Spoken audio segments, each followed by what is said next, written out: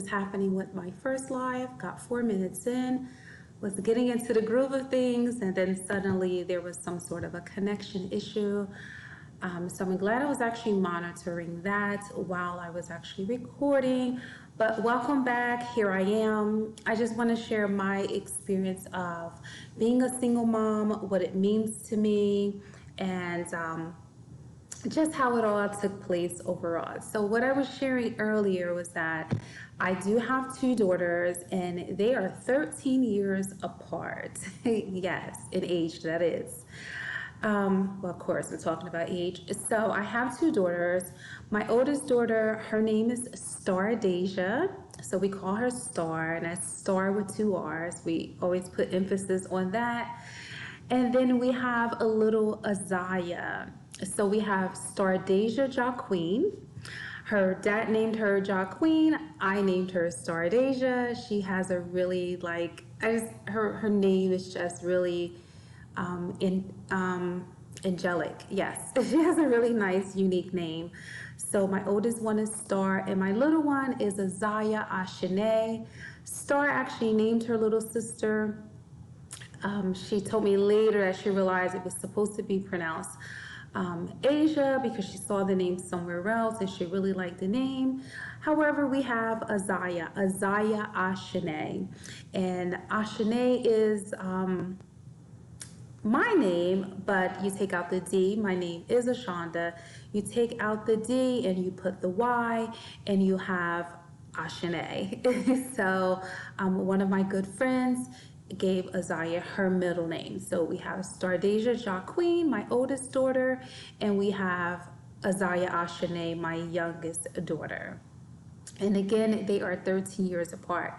So I had Stardeja when I was really young. I was, well, maybe not really young, but yeah, now that I'm really thinking about it, I was really young. I was 18, but I'm perfectly okay with that. I think I did really well as a young mom. I was pretty grounded.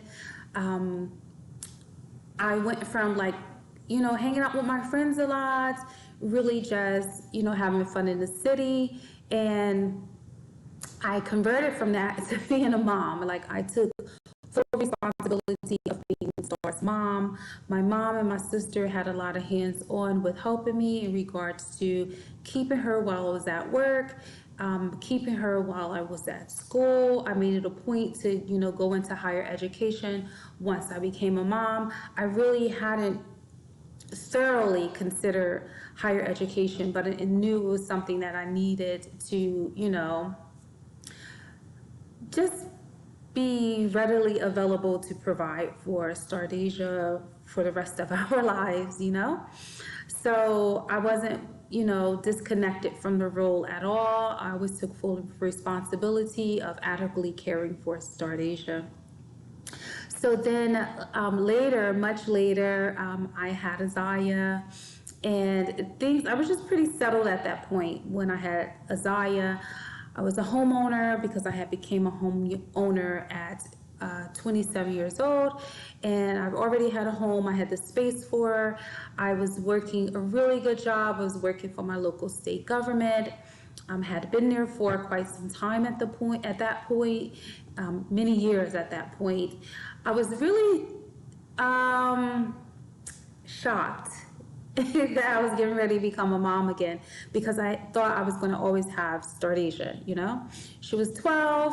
There was no reason to have a kid after so many years had passed by, but I didn't know that God had something in store for me, which is Isaiah's life. So becoming a single mom, let's backtrack to Stardeja.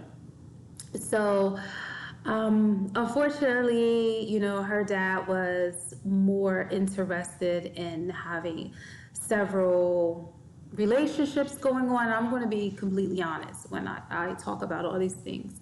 So, that was just his way, several relationships. That's what was working for him. And I guess I was upset about it. I'll tell you how I found out. Because I didn't know. I can be naive in that way. Well, I used to be naive in that way when it comes to relationships. So I had to check myself after it happened again 13, 14, 15 years later, you know, I had to check myself and really say, no, you have to really forget that benefit of the doubt, or, you know, you have to just move away from that. But I'll talk about that. I hope this don't turn into a long video, but it might. I'm going to try to summarize it as much as possible. So backtracking back to when I was this young girl having this baby, and how I found out that he had other activities going on, other relationships going on. You know, I began to realize things about his characteristics in regards to the family orientation and what that actually looked like, and his respect level for what that's supposed to be. So Star was only 1 year old, and I reached out to her grandmother, his mother, not sure for what. I guess I've always been distracted, or what was the reason for that phone call after how it ended. So she was talking to me, you know, he had taken Star over, I guess, to his mom's or whatever. So I was talking to his mom, and she was like, yeah, Star did this, and she was doing that, and she was playing with her little brother, and I'm like, hold up, what? What did you just say? Little brother? She's like, yeah, her little brother. Oh, I didn't know about a little brother. So it was that traumatic. Like, that's how I found out. So she began to tell me a little bit more about things, who this woman was and where she worked. And, you know, I guess I've always been like very intuitive in regards to being able to investigate things. So I don't need like keywords or like little information to go on to find out all the information that I need to know. You know, just blessed with the ability to really, and I'll talk more about that because I'm thinking about the time where me and one of my other good friends randomly went to this woman's house and picked Star up because I didn't know that Star was there. And I didn't really know the address, but for some reason I was able to pinpoint where this woman lived. I don't know, maybe it was some stored information, I don't know, but that's why it's like I really have like this gift of just knowing and being able to pinpoint stuff. But anyway, so from the information that his mother gave me, the little information that the mother gave me, I realized that this woman had worked where he worked, and she was a supervisor where he worked. So I called. I'm one of them in the face, need to find out. You know, I'm not going to hide behind anything. The same friend that named Isaiah, her middle name, she always just had this concept, like her late aunt had told her, if you go looking for something, you're going to find it. But it was more like, don't go look for something because you're going to find something that you don't want to find. Well, I'm the opposite. I want to look for something because I'm going to have to face that information, deal with that information. So I called the job. I had the woman's name, pretty non-common name. So it was pretty easy to get her on the phone because I didn't know her last name. But it was pretty easy to get her on the phone. So I called, I asked to speak to her, and she gets on the phone, and I'm like, yeah, hi, I'm Ashonda, I'm so-and-so, and I understand that you have a child by so-and-so. And that's how we became acquainted. And this woman actually knew about me. I just didn't know about this woman. And at this point, Star was, either she was one or she was going on one, I'm not sure. So I was kind of offended, but, you know, one of my aunts kind of made me feel a little bit better about, you know, her knowing about me and me not knowing about her. But however it works out, it just wasn't good business, you know what I mean? Like, it just wasn't cool. It just really made division in yet another Black family. So, or family, because we're not the only families that are broken up. Although it's publicized, it may seem like it's that way, but we're not the only culture that has broken up families. Many cultures, all cultures have broken up families for the most part. So anywho, this is how I found out about this child. This is how I found out I was embarking on being a single mother. This is how things just kind of unfolded for me and Star. So I confronted the situation. I called the woman, and I don't know if she got to him first. probably because they work together. But he like just disappeared. Like he went from coming to the house every day, things were fine, to me not seeing him at all for like 2 weeks. And then that just unraveled the process of making him accountable, involved in the court systems, dealing with child support, things of that nature. But that was his own fault, and he couldn't blame me for it, because you're not going to abandon your responsibilities abruptly because I found this information, that was nothing I went looking for, but it came looking for me. But anyway, I approached it, I dealt with it. Overall, I feel like he's always been like a great father. She's 24 now. He's been a great father. He's been hands-on. We share the responsibilities. I wouldn't say equally down the middle. I feel like he's surplus. So he paid his child support weekly. He also made sure that, he gifted her, he spent time with her. Holidays, she was around her other siblings. She has a lot of siblings, just like her little sister has a lot of siblings, but they only have each other from me. So, I didn't think being the single mom was difficult with Start Asia. I did it for 13 years. I was able to hold down the career that I had at the time. I was able to, accumulate like 64 college credits. I had the support, again, like my mom, my sister. They would, care for her while I was at work and school. I never had to ask for them to watch her outside of me being in those two places, because anywhere that I went, my child was able to go as well. I still hung out with my friends and everything like that, but within reason. I was still a mother, and I still needed to do what I needed to do by Star. So they were helpful in that way. We shared the holidays, like it wasn't like no court like type of agreement.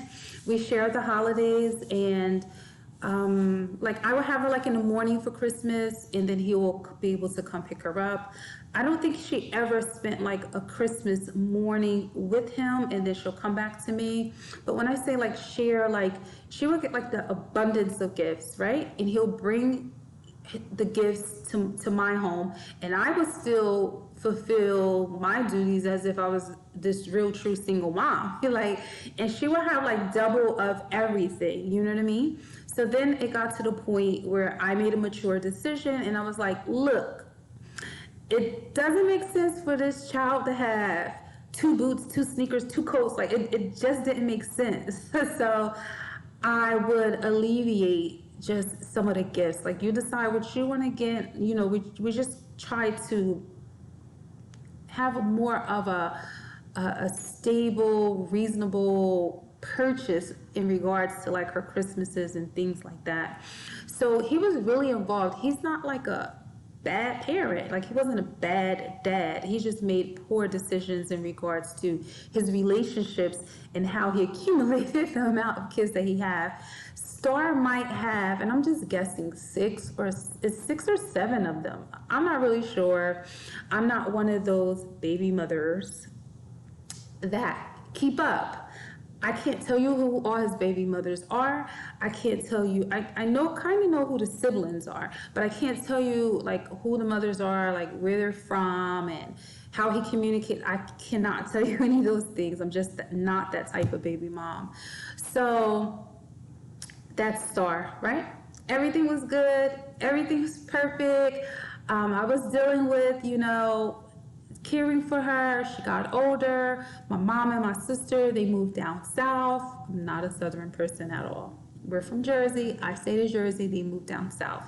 However, I did allow from the age, for the first couple of years, from 9, maybe somewhere between 9 and 12, for the 3 years, the lasting 3 years of her being his only child, she would go down south every summer and hang out with my mom and my sister. That was my way of sharing Star with them, and it was allowing me freedom as well, right?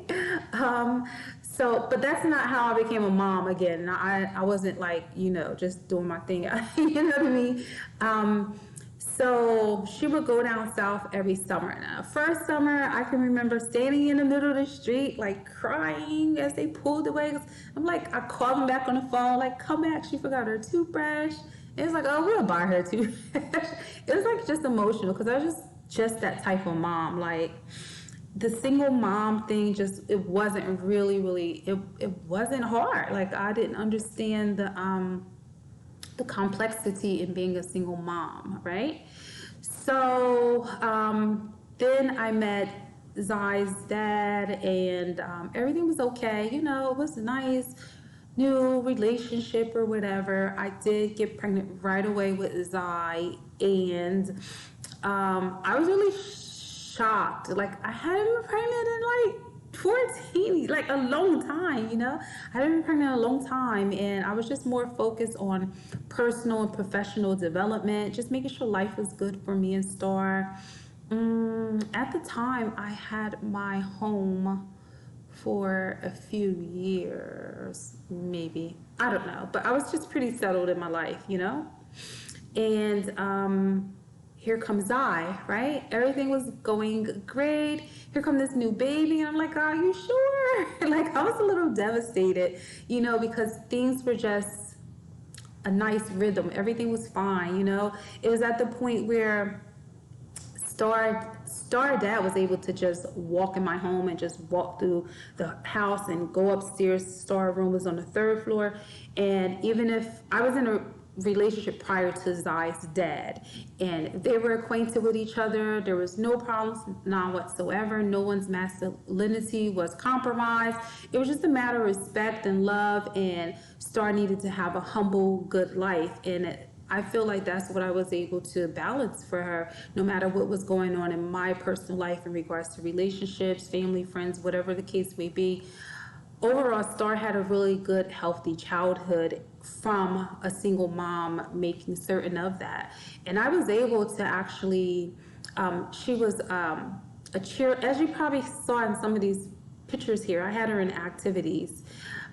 She was able to be in cheerleading. She was on a drill team. She did softball. I had her really fully engaged, and, just, I just did really good as a young mom.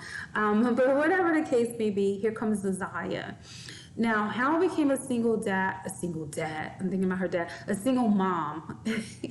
And don't worry, I didn't implement any type of masculinity things into their life. I totally took the place and role of just being the mom, because I didn't have to with Star having a full-fledged hands-on dad. Because he showed up to parent-teacher conferences. Like, the school didn't even know that I was a single mom, But then, as I went into another relationship, he was pretty involved with Star, and he still loves Star to this day. He will come to the parent conferences too. So Star had abundance of love, like, around her, and I made sure those were the type of people that she was around as well. So anyway, going into Azaya dad was is a lot more difficult than Stardasia's dad. So he's a different person, he's a different man, and he had the same habits too, several relationships, several kids, but on Star's side, she's one of her dad's older children. On Azaya's side of her dad, I'm not sure if she's the youngest. I think she's the youngest, but he's not always truthful. Most of the time he's not being truthful. So anyway, naive again, but this time I'm thinking, you're older, you're in your 30s, like, how tragic could this possibly get? So it was just far-fetched to me that this was about to happen again. But it happened again. So her dad, how did I find out about her dad? This is how I found out about her dad. Oh my God. So I always we didn't live together. Even if we were older, we didn't get to that space where we actually lived together. It was discussed while I was pregnant, but something in my spirit was like, no. And his idea of us living together, he wanted me to move into his home. His home belonged to his parents. His mother had passed on years before me, and I guess it was in the dad's name. I don't know what the setup was, but it wasn't his home. And his home was more inside the city. I lived on the outskirts in the township. That's where my home was at. That's what I wanted for Star. Star went to better schools than the city schools. So he wanted us, me and my girls, to move into his city home that did not belong to him. Now, he comes from a big family. I don't know, like 18 siblings or something. Like, they all have rights to move in and out of this home in my mind. This is what I'm thinking. Now, in my township home, quiet, it belongs to only me. I felt like it was better for us to collectively live together in my home. And then he had a personality trait that I wasn't too keen of. Like, he had a mentality, his territory, he's a little bit more aggressive in how he communicates. I can recall one time having him take me back home the minute we got to his home, because he transitioned into this like territorial type of mood. And I was like, oh no, I have my own home. I will go home, sir. So I have him take me back home. So I was like, no. And I specifically said to him, you're not going to have me and my girls move into your home and you treat us any old kind of way. And why would I ever leave my home that's in my name, that's completely only mine, to come live into your parents' home? So I just completely refused to do that. So some time I went by and I had begun going back to work after I had Isaiah, and I was one night, he wasn't answering the phone. In the morning, he wasn't answering the phone. So my little antennas went up and I was like, oh no, buddy. And again, good on me, facing whatever I had to face, going to look for whatever I needed to look for. That's exactly what I did. I can remember I was on my way. I was just going to, because we always will, not always, but sometimes stop at his house in the morning time. And this morning, I actually was going to just go straight to work. He wasn't answering the phone anyway. But something in my spirit was like, no, you going right to that house. And that's what I did. I remember calling my best friend at the time. And I'm like, this just doesn't sit well with me. I don't know what's going on. So I told her what my intentions were. I'm calling out of work. I'm going right to the house. I need to find out what's going on. And that's exactly what I did. I called out. I can remember getting butterflies in my stomach. Something just didn't seem right. And I felt like, now I wasn't naive to the point to think cheating didn't exist, but I felt like that's what was happening. That's what was going on. So, but I also had noticed some things like online too, like some communications online between him and other women, just some things that the other women would say that would draw my attention to pay attention to it. So I had already had those things in my mind from when I was pregnant. Now the thing with Isaiah wasn't quite one yet. So same time frame when I found it. And I'm thankful that I actually found out with both of my girls when they were their first year of age. So I'm glad this wasn't like a long time of building this family, trying to build a family with these men. So I'm really grateful for that. And I hadn't thought about that until this very moment. But anyway, so I go to his house and he's still not answering the phone. Isaiah's in the back seat. She was able to get in and out the car because I'm remembering the things that took place. Her dad was very, very, very, very traumatic. But I went through those emotions, dealt with it, came out strong. Look at me now. But anyway, so I'm sitting there, so I'm doing a little stakeout.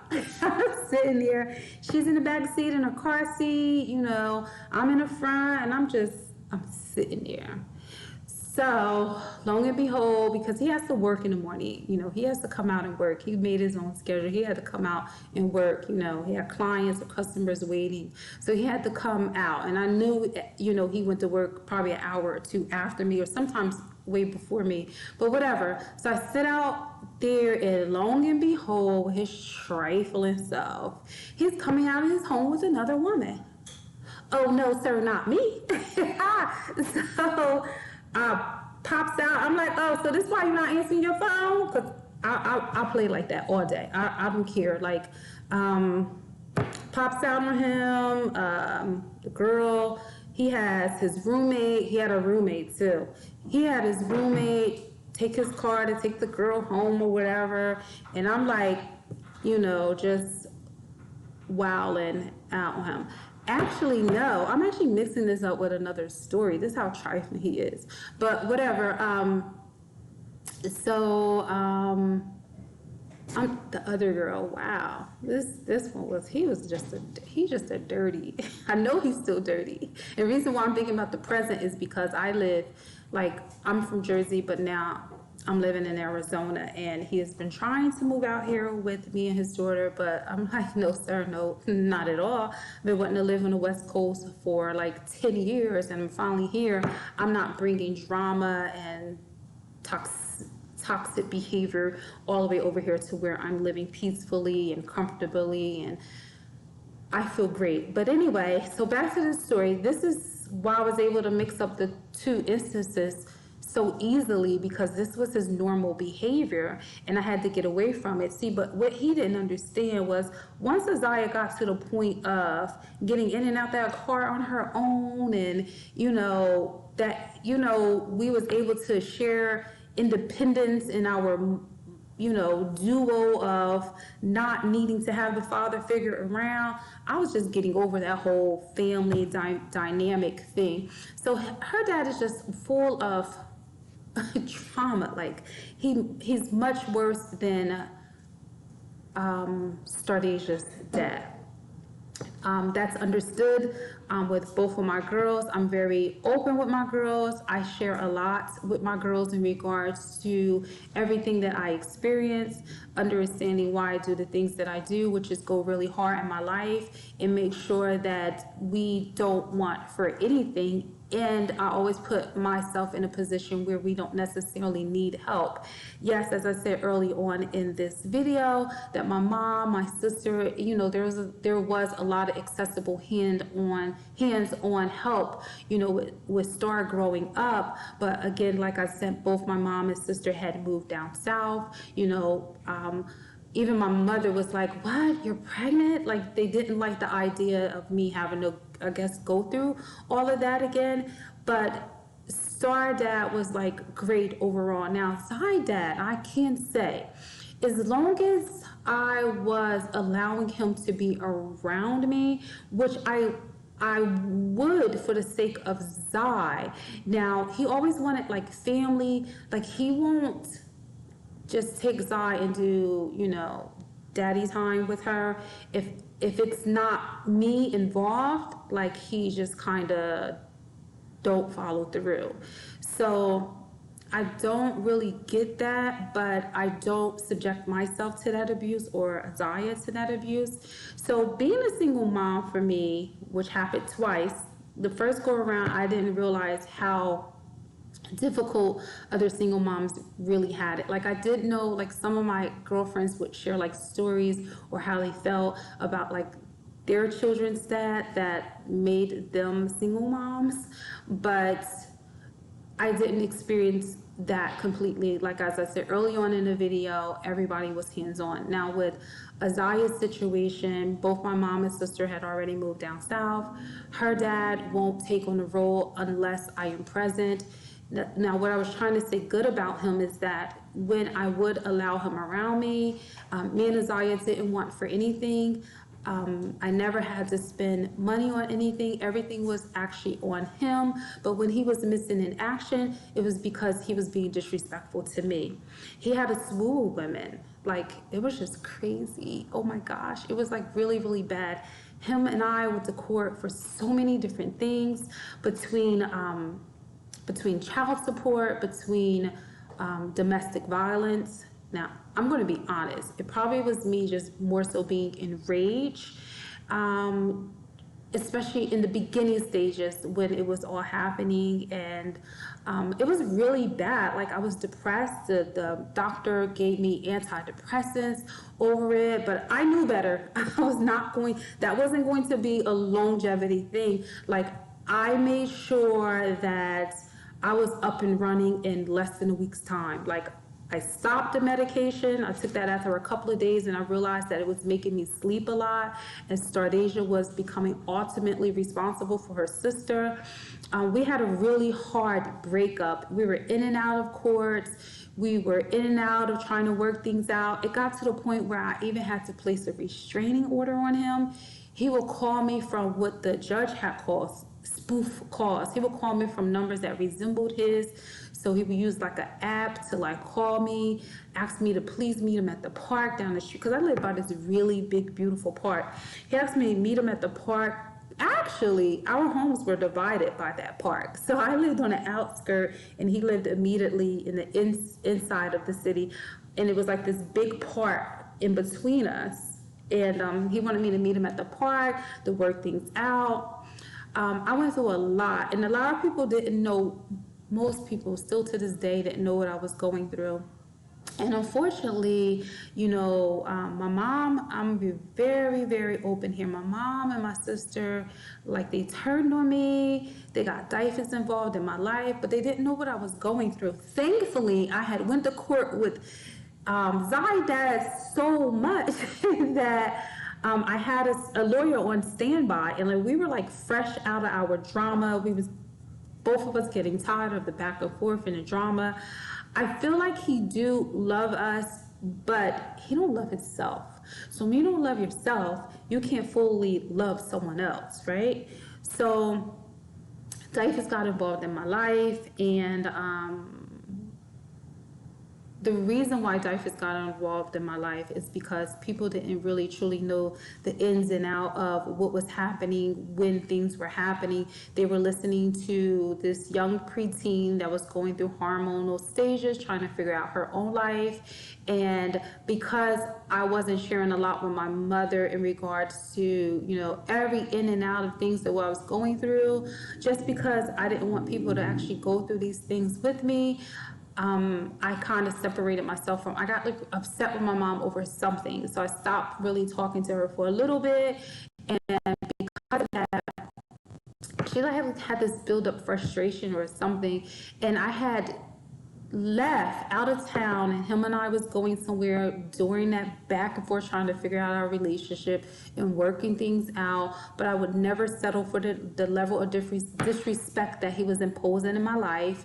So it was like the last straw or whatever. So I'll tell you the story. Actually, this is how trifling he really is.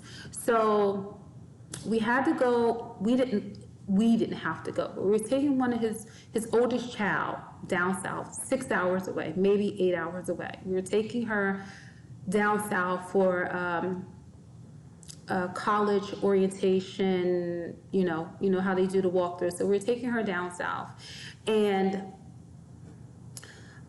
it was enough room in a car, but for everybody but one child. And I refused to take Zai and not take Star because I didn't want her to feel left out. So she didn't want to go, and I didn't want to send her off to her dad and me and Zai go take this ride down south. I didn't want them to feel divided in any way, fashion, or form. I was just thinking ahead in regards to the emotional stain that I would, stain Star with. So I didn't want her to send her with her dad, and we didn't have the means for everyone to take this drive. So I elected for them to be at home. So Star was 15 at the time, and I was 2. So I had 3 babysitters, right? Now, Star did not want to stay the night at my girlfriend's house for good reason. And I'm not going to blast her out on YouTube, but Star didn't didn't want to stay. She didn't want to stay at this friend's house, and for good reason. But this was the only friend that I trusted to that capacity, the stay the night capacity. So what I implemented was 3 girlfriends were going to watch them, right? I had one girlfriend that lived around the corner. Now I refer to it as around the corner because it was Ewing, right? So, but it was a couple of blocks away. You could walk there in like 10 minutes. So maybe 15. So she just had came to the house to make sure that they were good. I had one on call that could pop up any night. She was on the date. This is the one that they didn't want to stay the night at her house. And then I had another one that was just on standby, right? Where I live, the area, the circumference of the area is very small. I think it's 5 miles total for the whole area, right?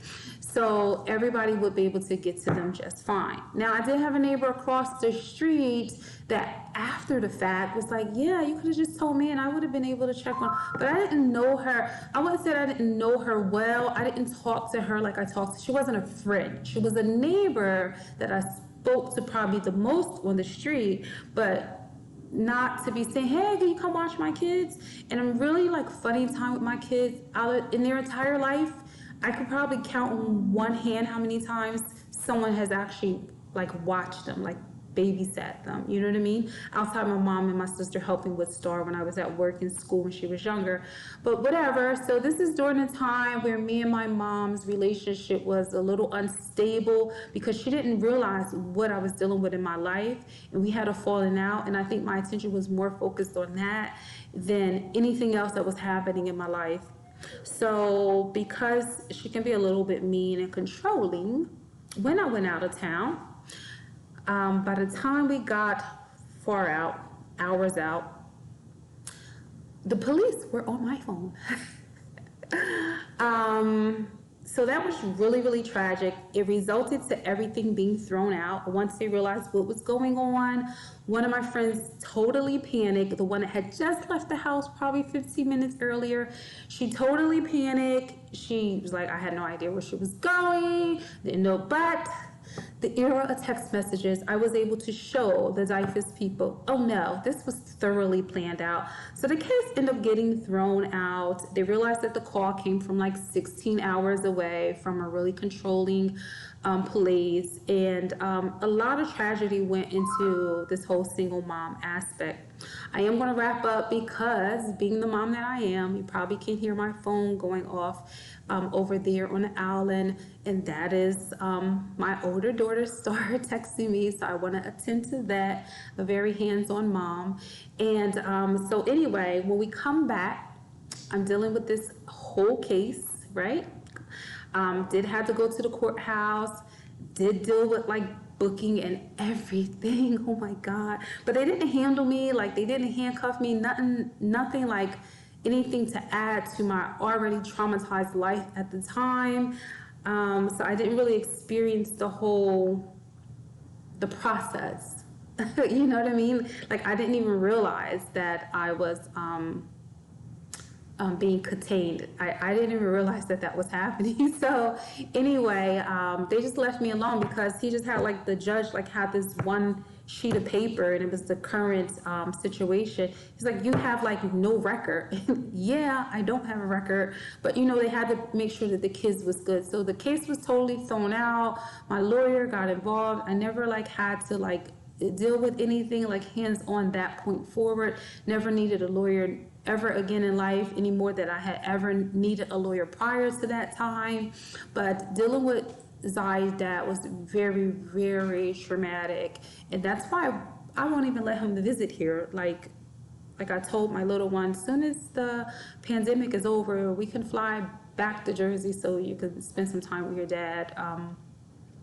But I won't let him come here to live. I won't let him come here to visit. I just can't, because I just have to stay in a clean space in regards to being the thorough mom that I always take pride in being. But when I came back, and while I was dealing with that catastrophe of events in my life, I didn't even want to go in my home. Now, my daughters had to be with my girlfriend. The one girlfriend that was on standby. They were with her, right? They had to live in her house during this time. It was about a couple weeks. They couldn't be with me, and I was staying at Zai's dad home during the time because I just didn't want to be in my house. I felt so violated having the police in my house when I was not there, and oh, they gave me all the compliments in the world. Your home is nice. The kids look. I don't want to hear all of that. Like I just didn't want to hear all of that at the time. So back to him. So I'm staying in his house, only for like a few days, and I guess Negro could not take that anymore because he is naturally who he is. So he begins to, you know how people say things to you, but then they're giving you hints, but they can't tell you directly. Oh, he had to get rid of me, okay? So I stayed the night at my house. Finally, it was so eerie and so uncomfortable, and my spirit spoke to me again. And that next morning, I go to his home, and sure enough, one of the women that I always like go back and forth with him about, she was there. And I was like, oh, wow. So that happened. So that's why I say that he's very toxic. He's very trifling. I'm in the midst of dealing with this whole DIFUS situation, and you don't have to deal with it, even though you're equally responsible because we have a child in regards to that situation. But it all fell on me. Yeah, it all fell on me. But I'm strong. I take a huge stance in my life of being who I am and knowing who I am. I was able to get through unscathed. I saw my children every day. No doubt about that. I did actually got to the place where I got fed up, and I actually took my children, and I want to show you, it's a picture that's going to show up here. I took my children and we ran away from the beach. I took them from my girlfriend. Well, I had them every day. I did. I took my children and we went to the beach. The beach is my safe haven. I love the beach. So in this picture here, this is a few years ago. They were spending time at the park together. I was actually there. This picture here, me and the little one was traveling to move to Arizona in June of 2020 this year.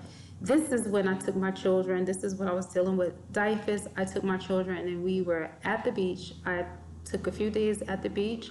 This is a different picture when things were fine in our life. I don't know if it was before or after, it had to be after, but we were in Miami Beach. This one is Miami Beach as well.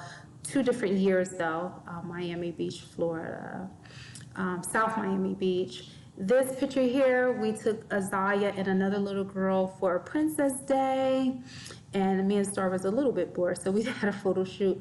This is on our way to the airport. Star had came to spend time with me and her little sister before we left. This was in June 2020 of this year.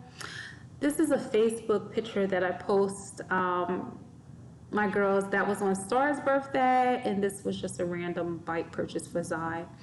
This is just a picture in our home in Jersey, in Zai's room there, her sister holding her. Such a cute picture. A doctor's office appointment for Zai in this picture here.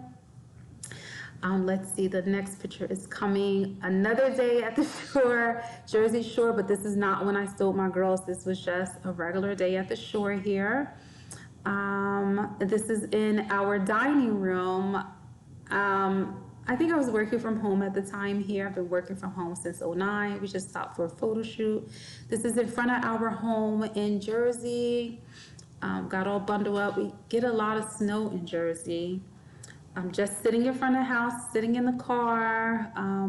Star got her hand there trying to catch the pacifier in case it fell. Here's a picture of Star at her tournament. She was taking the place of the girl that's in the back. She was on crutches. This is the time where Star was actually living in Alabama with my mom. As she got older, she went through her little stages. She decided to live with her grandmother And Zai, she took her to Chunky Cheese. This was a carnival where we lived around the corner from our home. So this is when I believe this is when I saw my girls and we were at the shore. We're at the McDonald's at the shore. We were at the Marriott here, and that was in Atlanta, Georgia. We were on our way back home, and this is our backyard in my home in Jersey. Star was just coming home from school. She was in high school at the time. They had a photo shoot in Zai's room one day or whatever here. And let's see what's next. Oh, I was just putting these pictures together. A Facebook post. My girls. This is my girls right there. This is in Philadelphia, right before we moved here. I was staying in Philadelphia. It was just a safe place where I was trying to figure out what to do now that I was moving from my home. And back to this picture. So I'm going to go ahead and wrap up here. Thanks for sitting in with me. I hope I wasn't all over the place in regards to my story about being a single mom, my tragic moments, what it was like, the difference between one dad and the next dad. But no harm done. I have total respect for who they are as people in regards to their dads. I'm okay with them having the lifestyles that they have. I just didn't want to volunteer myself to be engaged in those type of toxic activities. The little one dad, to this day, he's still, well, I keep him away because he's very toxic in the way he communicates and everything. I tell him he probably should get some therapy. As a psychologist, how could I not tell the people, in my life, whether they really should seek therapy? And Star's dad, Star's 24 now. Now they can have a relationship on their own. They don't necessarily need me, but him and I is cool. I think he did well as a dad. And as far as how I feel about being a single mother, I'm okay with it because and I'm like I was saying earlier in the video, I appreciate being able to understand and accept being a single mom, and that was the life I was going to have for myself and my girls. I'm glad that happened in their first year of life instead of me finding out 3, 4, 5, 10 years later. So I'm very grateful for finding out early on, and I was very accepting of that. Like I said, I'm one of them people, I don't mind looking for what I need to find out and accepting what I need to do next. I feel overall we've had a very happy life because I was able to accept that and move on and try to work with their dads in being, a family, but not an in-house family. So I feel like I did everything that I could to make those measures work, and I understood the shortcomings of those situations and just continue to do what I needed to do.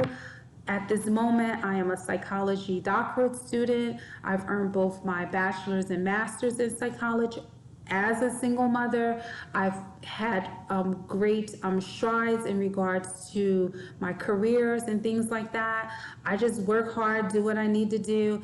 I have no complaints about being a single mother. The only complaint I have is don't involve me in a lifestyle that I didn't sign up for.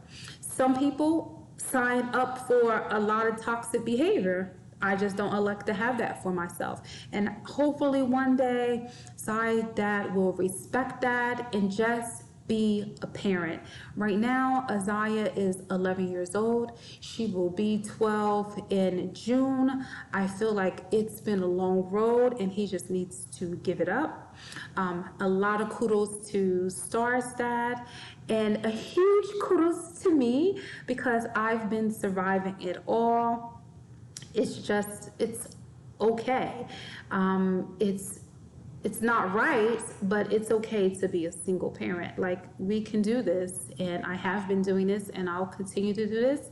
But like I said, probably 10 minutes ago, I want to go ahead and wrap this up because I want to connect with Star. I can hear that she's texted me a couple times. We text all day, every day. I love my girls. All right, bye for now. Thanks for tuning in, and I'll see you all on the next one.